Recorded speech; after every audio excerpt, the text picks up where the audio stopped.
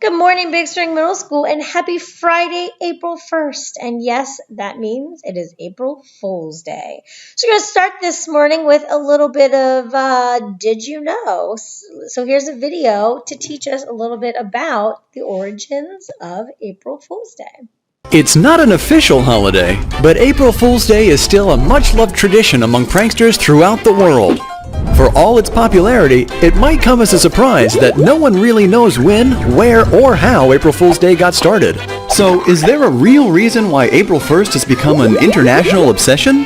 According to one common theory, the tradition dates all the way back to 16th century France, when Pope Gregory XIII issued a papal bull mandating a new calendar system for Europe.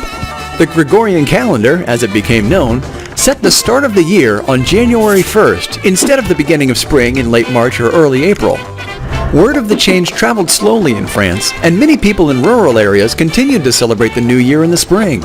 These slow adapters became known as April Fools, and were singled out for pranks and jokes by their countrymen, who had held their celebrations months earlier. But there are a couple of problems with the calendar change theory. For one thing, many people in France had already started celebrating the new year on January 1st, long before 1582.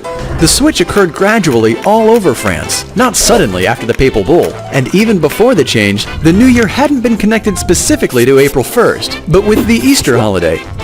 Some theories date the origins of April Fool's Day centuries earlier, to ancient Roman festivals celebrated in the spring, such as Hilaria. And Eastern cultures have their own versions of the lighthearted tradition, including Holi in India, a festival of colors during which people throw colored water or paint on each other. While it seems unclear how it started, by the 1700s, English pranksters were celebrating April 1st by playing tricks, such as pinning false tails on unsuspecting people or sending them on fake errands. As the holiday became more popular, newspapers, radio and TV stations, and businesses got into the act, with false headlines, news stories, or promotional campaigns. One of history's most famous hoaxes took place in 1957, when the British Broadcasting Corporation fooled many people into believing that people in Switzerland grew spaghetti on trees.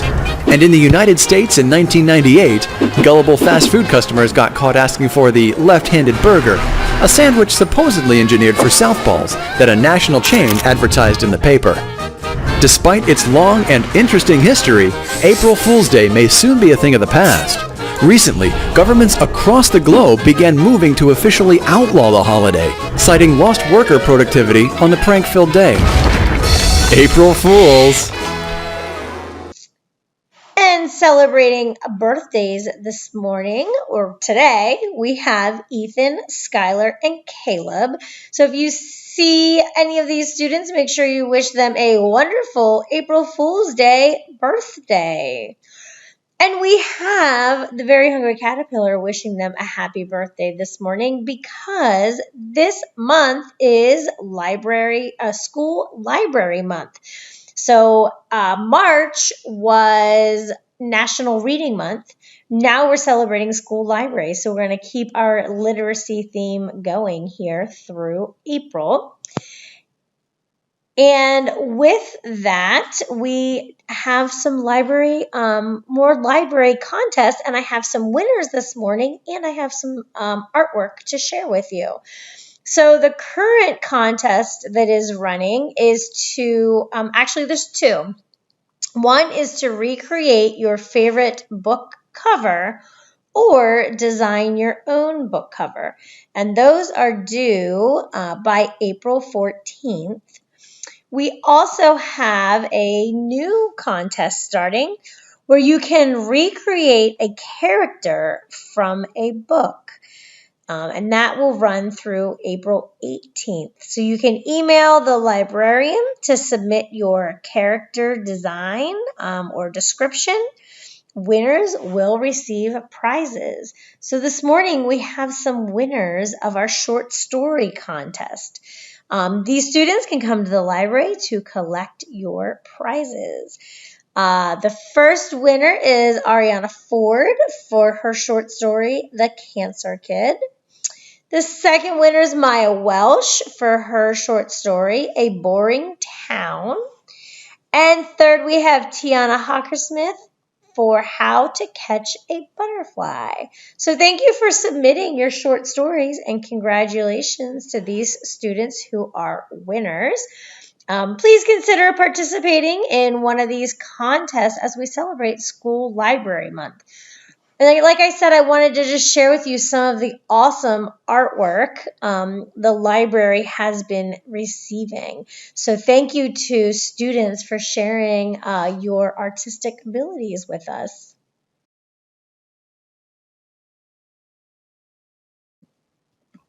We also have some pictures to share this morning from FFA.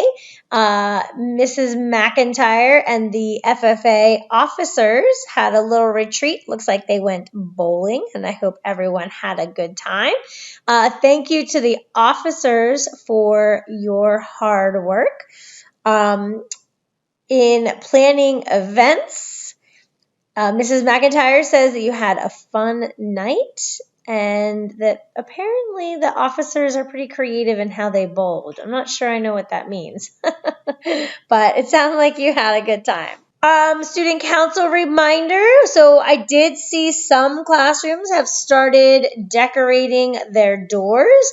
The student council contest is focused around inspiring students to gear up for PSSA. So they're looking for motivational doors. If you have not yet purchased your yearbook, you may go to this website, ybpay.com, enter the code. This is the screen that you'll see. Enter the code and you can purchase your yearbook online. Make sure that you do that before the end of the school year. And lastly, this morning, just a reminder that Mr. Bortner announced a youth baseball camp. If you have any interest in that, or anybody maybe in your family would like to attend that camp, make sure you go see Mr. Bortner for registration forms and more information. All right, I believe that's all that we have this morning. Please stand for the national anthem and the Pledge of Allegiance.